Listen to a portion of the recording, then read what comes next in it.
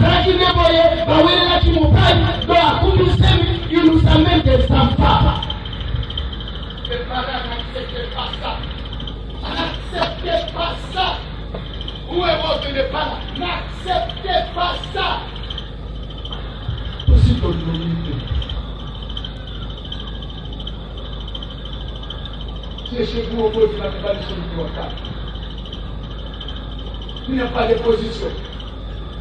Il nous amène que des problèmes. Il nous amène que des difficultés. À Dieu tu fais bien. Mon numéro fait dans cette église. Mais comme à la tête. Mais ne faut pas nous attarder, pas nous arrêter. Mais Dieu te protège. Les oreilles au bord de la montée.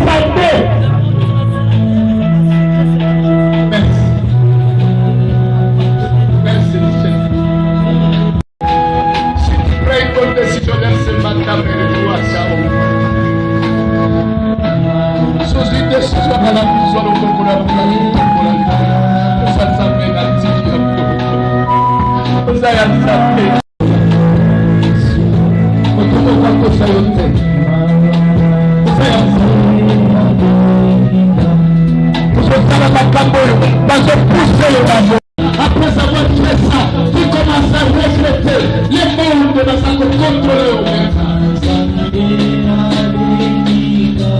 Merci.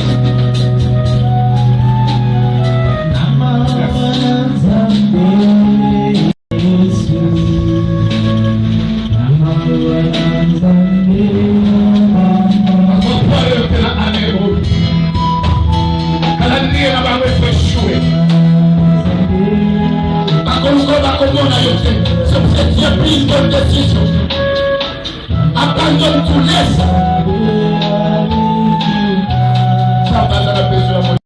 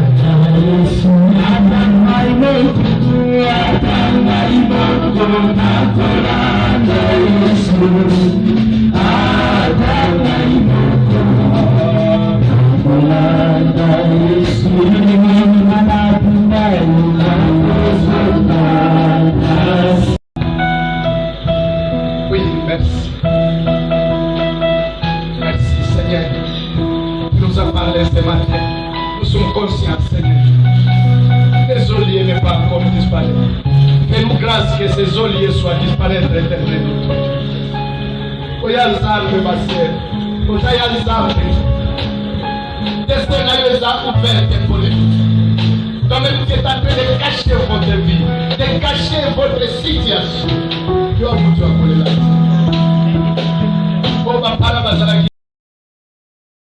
Parole du Seigneur. Quelqu'un parmi vous est-il malade? Qu'il appelle les anciens de l'église et que les anciens prient pour lui. Éloignez-lui au nom du Seigneur. Oui, avance. Verset 16. Verset 15. La prière de la foi sauvera les malades et le Seigneur les relèvera. Et s'il a commis des péchés, il lui sera pardonné.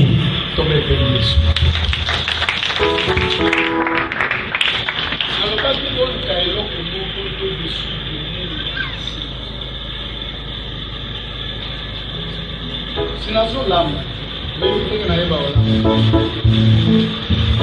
parce que le lam, moi je n'ai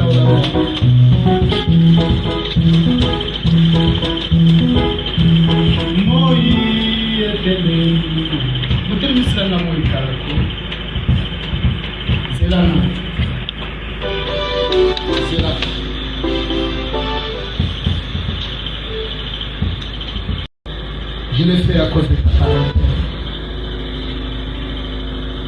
L'eau symbolise la parole de Dieu. Et l'huile symbolise la présence du Saint-Esprit. Du sel, c'est pour assainir mon Dieu, mon corps. Là où la parole et l'Esprit s'accordent, il y a toujours des miracles qui se passent. Tout le monde doit toucher à mon corps. Il y a quoi que ce soit l'origine de la possession, quoi que ce soit l'origine de la maladie, même si la mort est la paix, je sais qu'il y aura un grand changement. Ça va porter la bénédiction de guérison totale au nom du Seigneur Jésus-Christ. Amen. Oui, au Kamas. Nous tombons à la enveloppe à moi,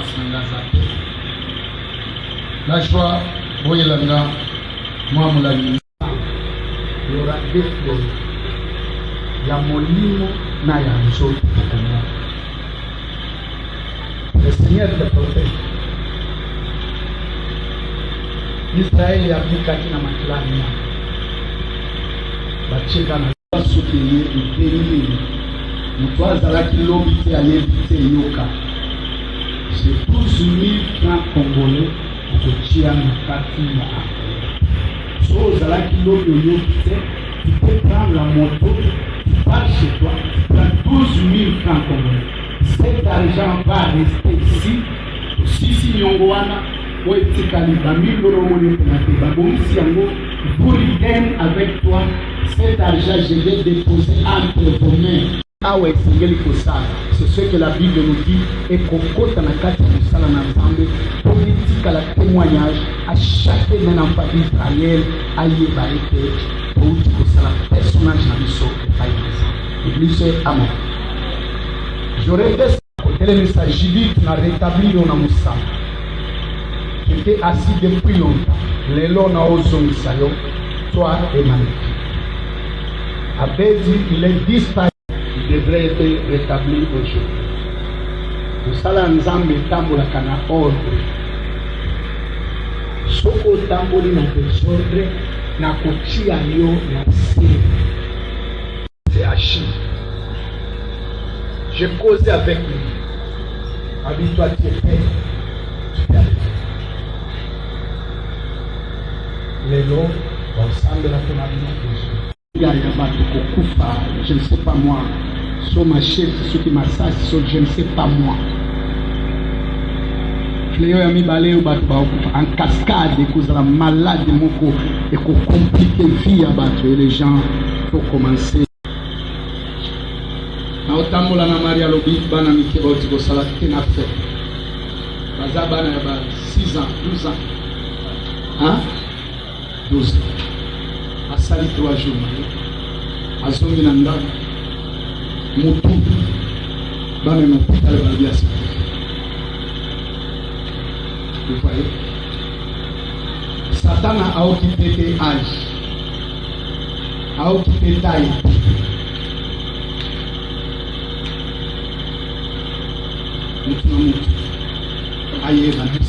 Si tu as des enfants, faites-les. Asali yango pona bana. Asali yango pona mwasi ngaza. Na kuchia na memeni hapa. Chaka.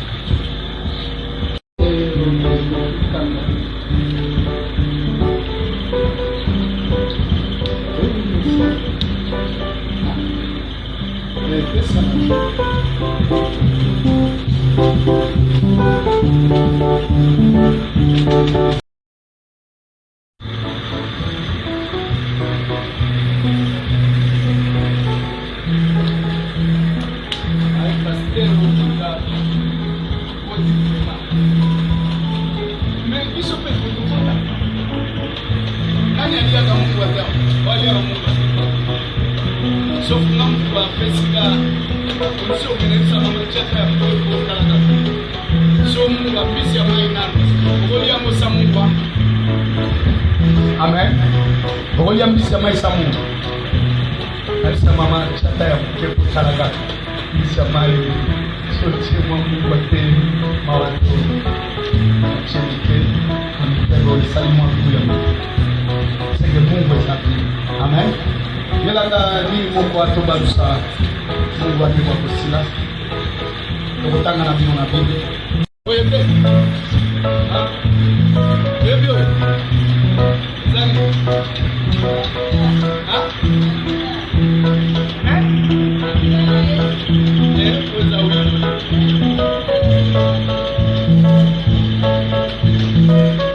Lokola bosisi yango na ozana pezo ya mukao sokela na mungaki moko ya sila. Amen. Obetele Yesu maboko. Voilà, lisez la parole de Dieu. Sois libre à 2, 19 à 22. Les Rois chapitre 2, verset 22. Parole du Seigneur. Les gens de la ville dirent à Élisée, voici le séjour de la ville est bon. Comme le voit mon Seigneur. Mais les eaux sont mauvaises. Et le pays est stérile. Il dit, apportez-moi un plat neuf. Et mettez-y du sel. Et ils le lui apportèrent. Il alla vers la source des eaux. Et il jeta du sel et dit, ainsi par l'Éternel, j'assainis ces eaux. Il n'en proviendra plus ni mort ni stérilité.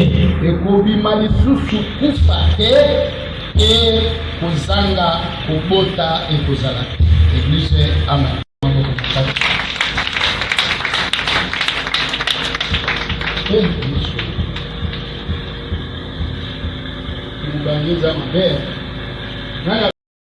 Parole du Seigneur. Quelqu'un parmi vous est-il malade? Qu'il appelle les anciens de l'église et que les anciens prient pour lui. Éloignez-lui au nom du Seigneur. Oui, avance. Verset 16. Verset 15. La prière de la foi sauvera les malades.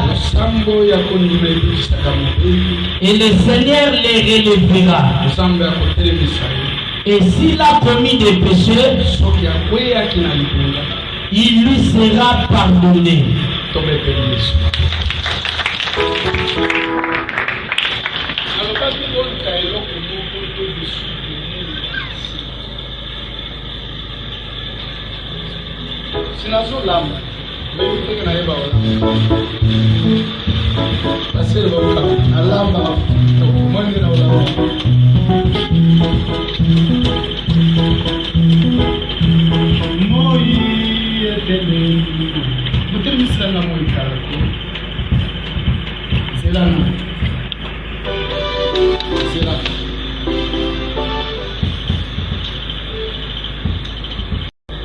Je l'ai fait à cause de ta parole.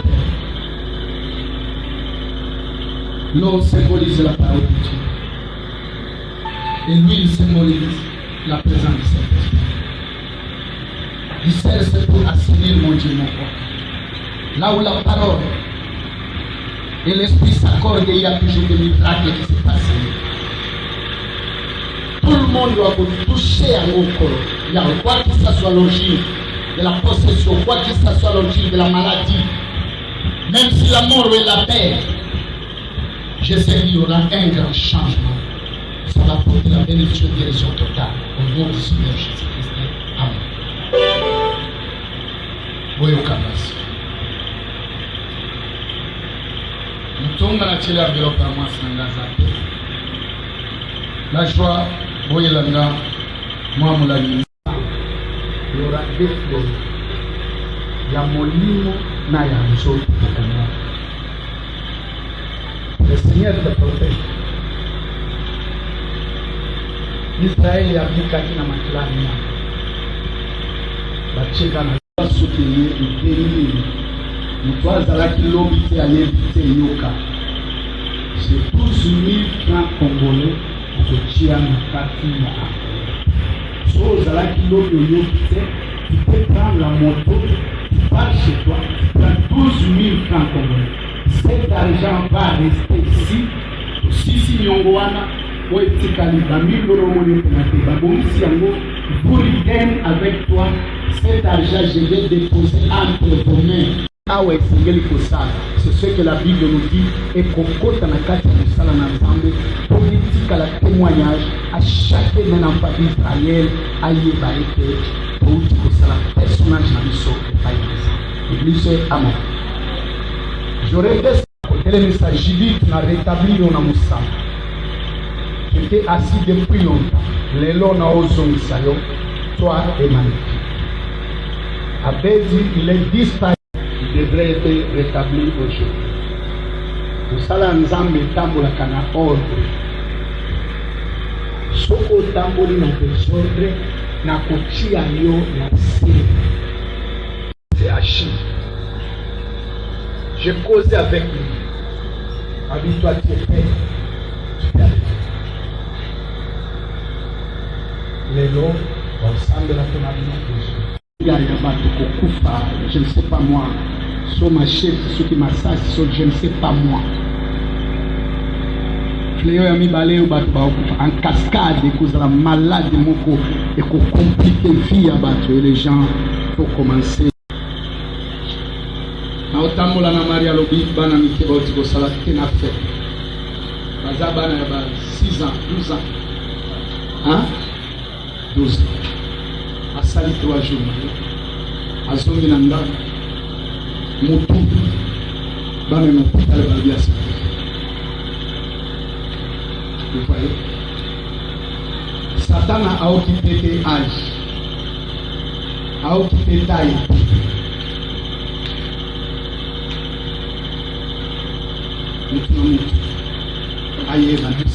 Si tu as des enfants, faites-les. Asali yango pona bana. Asali yango pona mwasi ngaza. Na kochia na meleni apa. Chaka.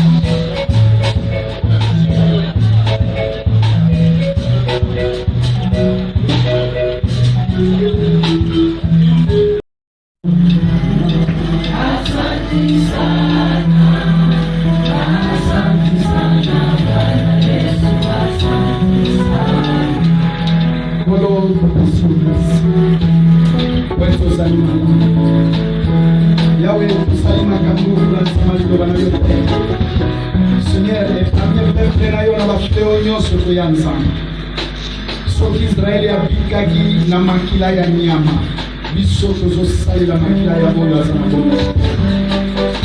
Eglise oyo Yesu ezala suprotection ya loboko na yo. Napengaka esiko ezali ambassade. On n'arrête jamais personne dans l'ambassade. Oyo osimbi nani ya komoto. Bomba biso, bibatela biso. Kimera Nzambe etambola elongo na bino. Bozaba oyo bosombami na makila na Yesu. Bozaba oyo bosombami na makila na Yesu. Moto akosomba yo te to kotenga yo te. Zwa motema na yo tikila Nzambe. Otenga solo Nzambe azoka eza motema na yo. Pamboli na Nzambe na ane oyo, na mwa oyo, na semaine tomani. Ezala partage ya vie na yo. Baennemi na yo bazala marche pied na yo. Bakoluka yo pombo na yo te. Voilà, Yesu Kristo maboko na grâce.